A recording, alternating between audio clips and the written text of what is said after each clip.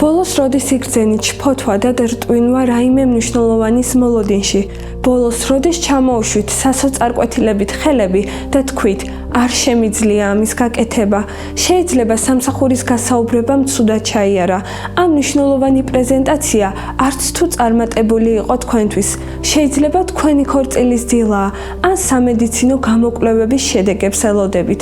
შესაძლოა თქვენი ღელვა ჩვეულებრივ ყოველდღიურ პრობლემებსაც უკავშირდება. მეუღლესთან რთული საუბარი, ბავშვისთვის გაკვეთილების მომზადებაში დახმარება, გასაუბრება გაბრაზებულ მასწავლებელთან, ურთიერთობები ოჯახის წევრებთან, ან ფიზიკური ტკივილი. ყველა ადამიანი განიცდის შფოთვას ცხოვრების რთულ მომენტებში. რატომ ნერვიულობთ ასე, ზოგჯერ ძალიან მცირე მიზეზის გამოც კი?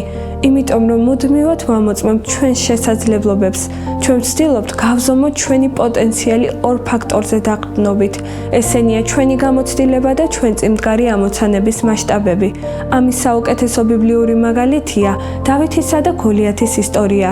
ისრაელის ჯარისკაცებმა გონებით გაითვალისწინეს გოლიათის ზომა, ხოლო დავითი ეყრდნობოდა თავის გამოცდილებას, ლომსა და დათვზე გამარჯვების შემთხვევებში და ამბობდა, რომ უფალი აძლევდა გამარჯვებას ყოველ ჯერზე.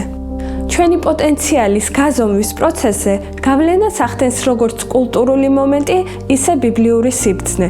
ცნობილი ანდაზა 100 ჯერ გაზომე და ერთხელ გაჭერი ძალიან გავს იესოს ნათქვამს.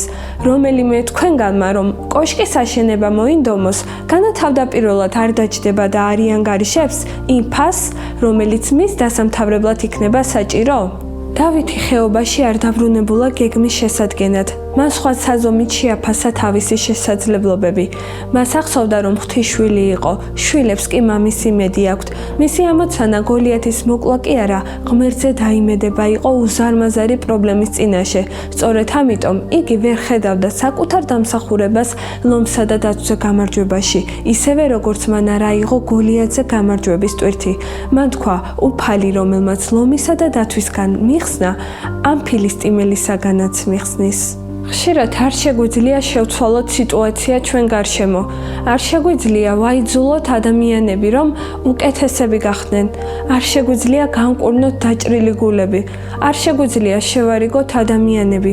არ შეგვიძლია ვაიძულოთ ჩვენი მეზობლები ირწმუნონ ღმერთი, მაგრამ უნდა გვახსოვდეს, რომ ჩვენი ამოცანა არ არის წარმატების მიღწევა.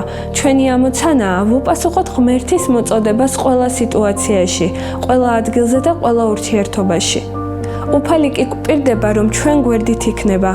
ის არასდროს მოგცემს დავალებას ისე, რომ არ მოგცეს ყველაფერი, რაც საჭიროა მის შესასრულებლად. და რადგან შენ მისი შვილი ხარ, სადაც არ უნდა წახვიდე, უფალი შენთან იქნება. თუ ახლა რთულ გზას გადიხარ, თუ გტკივა, განიცდი და ნერვიულობ, იცი სადაც არის გამარჯვება. თუ ამბობ, რომ რაიმე არ შეგიძლია, უბრალოდ მიენდე ღმერთს და გაიმარჯვე. რადგან უკვე იცნობ მას, ვიშიც არის გამარჯვება ყველა პრობლემაზე. გახსოვდეთ, რომ ქრისტიანთათვის ყველა გამოწვევა გამარჯვების უზარმაზარი პოტენციალია უფალთან ერთად. იყავი გამარჯვებული.